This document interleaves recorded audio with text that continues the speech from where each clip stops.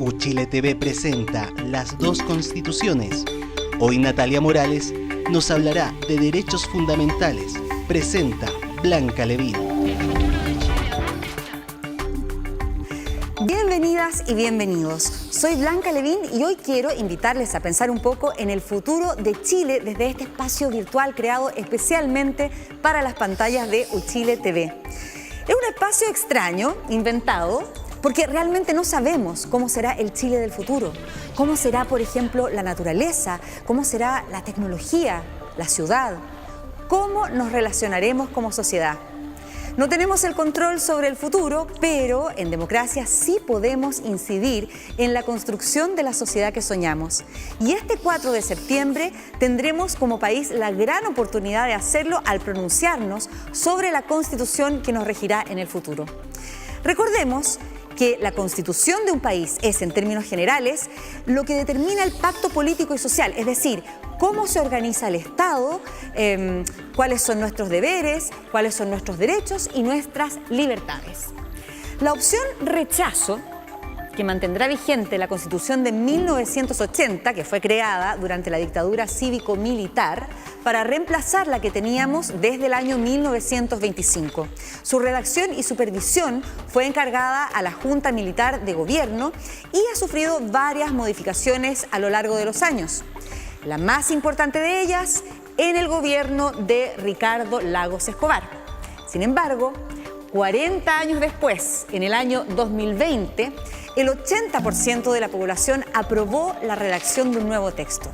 Para ello, se escogió democráticamente a 155 convencionales, hombres y mujeres en partes iguales, que redactaron una nueva constitución que nos regirá en el futuro si es que gana la opción apruebo. Suena bastante simple, pero la verdad es que no lo es tanto, porque los textos de ambas constituciones son bastante complejos y técnicos. Para ello hemos invitado a distintas expertas y expertos que nos ayuden a compararlas para que usted y yo podamos comprender cuáles son las diferencias concretas que una u otra opción implican para el futuro de Chile. Veamos qué dicen las dos constituciones sobre educación. La Constitución reconoce el derecho a la educación y establece que los padres tienen el derecho preferente y el deber de educar a sus hijos y de escoger el establecimiento de enseñanza. Otorga al Estado la obligación de promover la educación parvularia, para lo que financiará un sistema gratuito a partir del nivel medio menor, destinado a asegurar el acceso a este y sus niveles superiores. Establece que la educación básica y la educación media son obligatorias. El Estado debe financiar un sistema gratuito con tal objeto, destinado a asegurar el acceso a ellas de toda la población y fomentar el desarrollo de la educación en todos sus niveles. Se consagra la libertad de enseñanza, que incluye el derecho de abrir, organizar y mantener establecimientos educacionales. El borrador de la nueva Constitución establece que todas las personas tienen derecho a la educación, la cual deberá orientarse hacia la calidad y será de acceso universal en todos sus niveles y obligatoria desde el nivel básico hasta la educación media. Existirá un sistema nacional de educación integrado por los establecimientos e instituciones de educación parvularia, básica, media y superior, creadas o reconocidas por el Estado, así como un sistema de educación pública de carácter laico y gratuito, compuesto por establecimientos e instituciones estatales de todos los niveles y modalidades educativas. Se garantiza la libertad de enseñanza, lo que comprende la libertad de padres, madres, apoderados y apoderadas a elegir el tipo de educación de las personas a su cargo. Hablemos del derecho a la educación en Chile hoy. La actual Constitución consagra el derecho a la educación, definido como aquel proceso que se dirige al pleno desarrollo de las personas en las distintas etapas de su vida. No menciona elementos como la calidad de la educación, aunque sí establece algunas obligaciones en relación con el acceso. En concreto, el Estado está obligado a promover la educación parvularia, es decir, incentivarla, proveer educación parvularia pero a partir de los 5 años y garantizar el acceso gratuito a la educación básica y media. Es decir, obligaciones parciales en relación con la educación parvularia y ninguna mención a la educación superior. Además, la actual Constitución consagra el derecho preferente de los padres a elegir la educación a la que asistirán sus hijos y la libertad de enseñanza, es decir, la libertad de abrir y mantener establecimientos educacionales respetando los requisitos establecidos en la ley. ¿Qué cambios propone la nueva Constitución? La nueva Constitución amplía la regulación del derecho a la educación, estableciendo claramente cuáles son sus fines y principios. Además, establece dos elementos esenciales: el tipo de educación que debe proveerse, que debe ser de calidad, y el acceso, que debe ser universal. Analicemos ahora el elemento de la calidad. La nueva Constitución señala que la educación debe considerar la adquisición de conocimientos y capacidades, aportando así al desarrollo económico, tecnológico, científico y social del país. La educación también debe contribuir con el respeto de los derechos humanos y la construcción de la democracia. Así, la educación de calidad es la que cumple con estos fines. Por otra parte, la nueva Constitución dispone que el acceso a la educación debe ser universal, es decir, que el Estado debe brindar la posibilidad de que todas las personas se eduquen en todos los niveles, consagrando expresamente la educación parvularia, básica, media y superior. ¿Cómo se concretan estas obligaciones? La nueva Constitución ordena la creación de un Sistema Nacional de Educación, es decir, el conjunto de establecimientos e instituciones que proveerán educación en el país. La prioridad de este sistema es la creación de un sistema público de educación que concreta el acceso universal. También se permite la participación de establecimientos privados que deben someterse a la supervigilancia del Estado y respetar las normas que se definirán en la ley, y no pueden perseguir ninguna forma de lucro porque la nueva Constitución expresamente lo prohíbe. Finalmente, la nueva Constitución consagra también como derechos fundamentales la libertad de enseñanza y el derecho de madres, padres y tutores de elegir el tipo de educación de las personas a su cargo. Pero establece un límite: el respeto al interés superior y a la autonomía progresiva de niñas y niños y adolescentes. Rara vez nos dan espacios para opinar en la tele, pero acá, en las dos constituciones, te escuchamos. Se está terminando ya el proceso, pero la verdad no he leído la nueva Constitución como el borrador, pero pretendo hacerlo. Sí, o sea, sobre el proceso en sí me he estado informando periódicamente con medios independientes, con los mismos medios de la Constitución, para estar lo más informada posible sobre cómo va el proceso. Ahí de estudiar, nunca he estudiado. Estudio de donde está el alfabeto, no sé leer. Nunca he estudiado. A veces estudiaba con los niños chiquititos cuando estaba chico. Se le garanticen las cosas básicas a la gente, que aunque, bueno, todos sabemos que la gente se saca la mugre trabajando y no son capaces ni de pagarse lo más básico. No, en Chile existe un gran déficit cognitivo entre las personas. Eso significa que, a pesar de que se traten de informar, no entienden lo que se está informando ni tampoco entienden lo que leen. Un 80% de los chilenos no entienden lo que lee y un 60 o 70% de los chilenos no entienden lo que se le dice. Así que, independiente de la forma en la cual se informen, lo más probable es que este no sea efectivo. En mi caso la educación, porque yo soy profe, entonces como que me interesa que se modifiquen ciertas cosas para que las condiciones laborales sobre todo sean mejores. Estamos todos mal, sin plata, sin nada en este país. Estamos mal porque todo por ahí anda gente luchando para arriba. Bueno, las pensiones ojalá que cambien, que es lo más importante. Bueno, y la salud y la educación también es importante para el país. Yo creo que como padre de familia siempre me va a importar la educación y la salud. Sí, creo que se informan, pero también hay mucha desinformación, porque recuerde que en nuestro país casi todos los medios son de la derecha. Veamos qué dicen las dos constituciones sobre propiedad. Establece el derecho de propiedad en sus diversas especies sobre toda clase de bienes corporales o incorporales. Reconoce que nadie puede ser privado de su propiedad, del bien sobre que recae o de alguno de los atributos o facultades esenciales del dominio, sino en virtud de ley general o especial que autorice la expropiación por causa de utilidad pública o de interés nacional. Ante esto, el expropiado podrá reclamar de la legalidad del acto expropiatorio ante los tribunales ordinarios y tendrá siempre derecho a indemnización por el daño patrimonial efectivamente causado, la que se fijará de común acuerdo o en sentencia dictada conforme a derecho por dichos tribunales. Por último, la toma de posesión material del bien expropiado tendrá lugar previo pago del total de la indemnización. Consagra que toda persona natural o jurídica tiene derecho de propiedad en todas sus especies y sobre toda clase de bienes, salvo aquellos que la naturaleza ha hecho comunes a todas las personas y los que la Constitución o la ley declaren inapropiables. También establece que ninguna persona puede ser privada de su propiedad, sino en virtud de una ley que autorice la expropiación por causa de utilidad pública o interés general declarado por el legislador.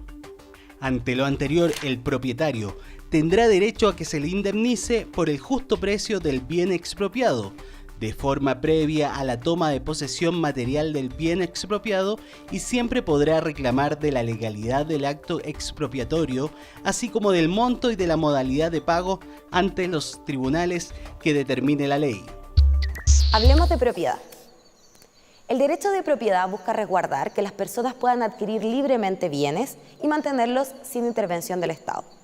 Es decir, resguarda la propiedad privada. Como todos los derechos fundamentales, la propiedad no es un derecho absoluto, por lo tanto el Estado puede limitarlo en ciertos casos excepcionales. Considerando estos factores, no apreciamos mayores diferencias entre la regulación de la propiedad en la Constitución actual y en la nueva Constitución. Ambos textos consagran el derecho fundamental a la propiedad en todas sus especies y sobre toda clase de bienes. Esto quiere decir que las personas podrán adquirir tanto bienes materiales, como una casa o un auto, como bienes inmateriales, como el derecho que se desprende de un contrato. De la misma forma, ambas constituciones reconocen la función social de la propiedad, por lo que será lícito que el Estado la limite en ciertos casos. Habiendo establecido estas similitudes, analicemos ahora cuáles son las diferencias entre los dos textos. La actual Constitución excluye de la posibilidad de apropiación aquellos bienes que la naturaleza ha hecho comunes a todos los hombres o que deban pertenecer a la nación toda, pero no detalla cuáles son estos bienes. Por el contrario, señala que bienes naturales, por ejemplo el agua, pueden generar derechos de propiedad. En este punto, la nueva Constitución establece un cambio. En coherencia con la consagración de los derechos de la naturaleza, no solamente reconoce la función social de la propiedad, sino también su función ecológica. Por lo tanto, permite al Estado limitarla cuando sea necesario para proteger a la naturaleza o a sus elementos. Además, se establecen como excepciones al derecho de propiedad aquellos bienes que la naturaleza ha hecho comunes a todas las personas o que han sido declaradas inapropiables. Por ejemplo, el agua, los glaciares, los humedales, el aire, entre otros bienes. Estos bienes comunes naturales no pueden pertenecer a ninguna persona en particular. De lo anterior se desprende un cambio esencial, y es que el agua pasa a ser un bien inapropiable y un derecho fundamental en la nueva Constitución. ¿En qué consiste la expropiación en el nuevo texto? La expropiación es el ejemplo más intenso de limitación a la propiedad. Este consiste en la privación que hace el Estado de la propiedad que tiene una persona sobre un bien específico. La expropiación solo se puede verificar por razones de interés general y debe contemplar siempre el pago de una indemnización a la persona afectada. Protegiendo el derecho de propiedad, la nueva Constitución mantiene prácticamente los mismos requisitos que la Constitución actual, que son particularmente intensos. Siempre debe disponerse la medida de expropiación a través de una ley. Por lo tanto, esto quiere decir que no basta con que un gobierno decida ejecutar este tipo de medidas, sino que requiere además el apoyo del Congreso, que deberá verificar que concurra un interés general. El segundo requisito es el pago de una indemnización, protegiendo a las personas de sufrir daños injustificados en su patrimonio. Esta indemnización equivaldrá al pago del precio justo. En tercer lugar, las personas tienen derecho a controvertir tanto la decisión de expropiación como el monto de la indemnización ante los tribunales de justicia, añadiendo un tercer control a este tipo de medidas. Es decir, la nueva Constitución establece mecanismos de control efectivos para la expropiación, asegurando de que ésta sea excepcional, que se ajuste a la ley y que se resguarde plenamente el derecho de propiedad. La importancia de saber con precisión el significado de una palabra hace una gran diferencia. Les presentamos el Diccionario Constituyente. Diccionario Constituyente. La palabra de hoy es subsidiario, dicho de una acción o de una responsabilidad que suple a otra principal. A un Estado basado en el principio de subsidiariedad no le corresponde absorber aquellas actividades que son desarrolladas adecuadamente por los particulares, ya sea personalmente o agrupados en cuerpos intermedios. El Estado solo participa temporalmente en aquellos sectores económicos en los que los privados no pueden hacerlo por sus limitaciones o porque no les es rentable participar. Asimismo, el Estado debe abstenerse de intervenir en aquellas áreas en las que los individuos o grupos de la sociedad se basten por sí mismos. Por tanto, el Estado subsidiario se caracteriza por fomentar la participación privada en todas las esferas de la vida cotidiana: salud, educación, alimentación, vivienda. Veamos qué dicen las dos constituciones sobre derechos laborales. Establece la libertad de trabajo y su protección y consagra que toda persona tiene derecho a la libre contratación y a la libre elección del trabajo con una justa retribución. Prohíbe la discriminación que no se base en la capacidad o idoneidad personal, sin perjuicio de que la ley pueda exigir la nacionalidad chilena o límites de edad para determinados casos. Se reconoce el derecho a la negociación colectiva, salvo los casos en que la ley expresamente no permita negociar. No se permite la huelga para funcionarios del Estado ni de las municipalidades, tampoco para las personas que trabajen en corporaciones o empresas, que atiendan servicios de utilidad pública o cuya paralización cause grave daño a la salud, a la economía del país, al abastecimiento de la población o a la seguridad nacional. La propuesta constitucional consagra el derecho al trabajo y a su libre elección. El Estado garantiza el trabajo decente y su protección. Este comprende el derecho a condiciones laborales equitativas, a la salud y seguridad en el trabajo, al descanso, al disfrute del tiempo libre, a su desconexión digital, a la garantía de indemnidad y el derecho a una remuneración equitativa, justa y suficiente. Prohíbe cualquier discriminación que no se base en las competencias laborales o idoneidad personal, así como el despido arbitrario. Se establece el derecho a la sindicalización, a la negociación colectiva y a la huelga. Esta última no aplica para integrantes de las Fuerzas Armadas, de orden y seguridad pública y puede ser limitada para atender servicios esenciales que pudieran afectar la vida, salud o seguridad de la población. Hablemos de derechos laborales en la Constitución vigente.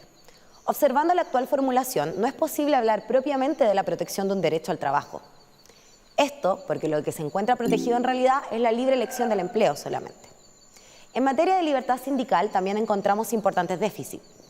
El actual sistema desincentiva la sindicación, protege la negociación colectiva solo en el ámbito de la empresa y solo menciona el derecho a huelga para prohibirlo a los funcionarios públicos. Veamos ahora cuáles son los cambios que establece la nueva Constitución. El nuevo texto consagra un derecho al trabajo propiamente tal a partir del concepto de trabajo decente. Este trabajo es aquel que permite un ingreso justo y proporcional al esfuerzo realizado, que previene situaciones de esclavitud, explotación, discriminación y violencia y que considera la protección social y la participación.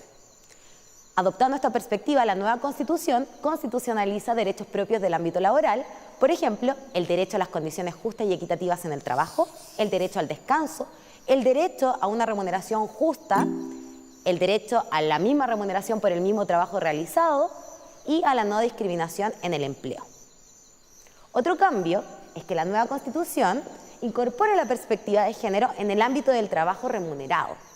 Así, establece las siguientes garantías.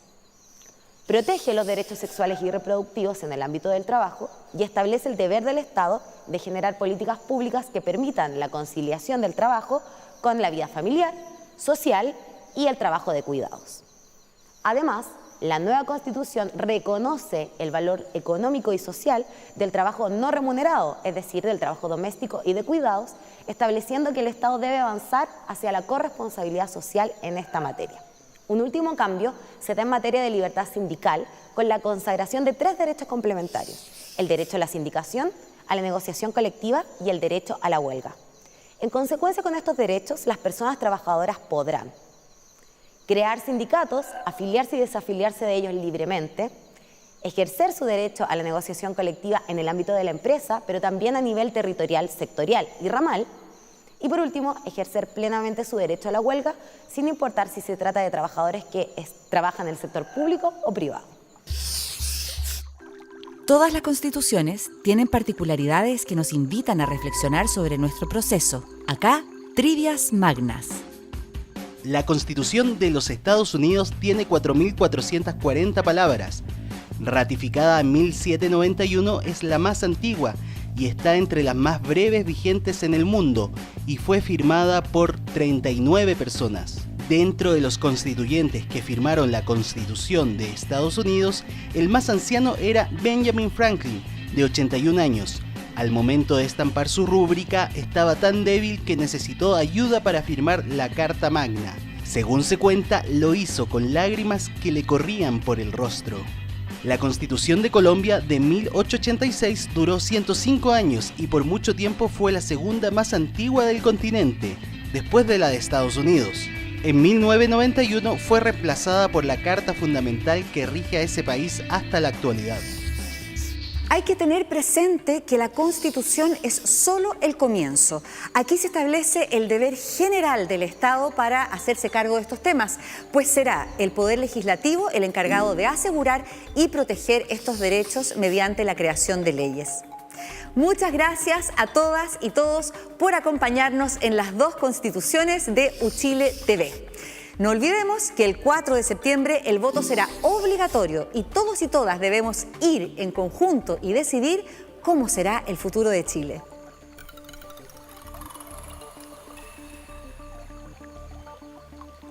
El futuro de Chile, ¿a dónde está? El futuro de Chile, ¿a dónde está?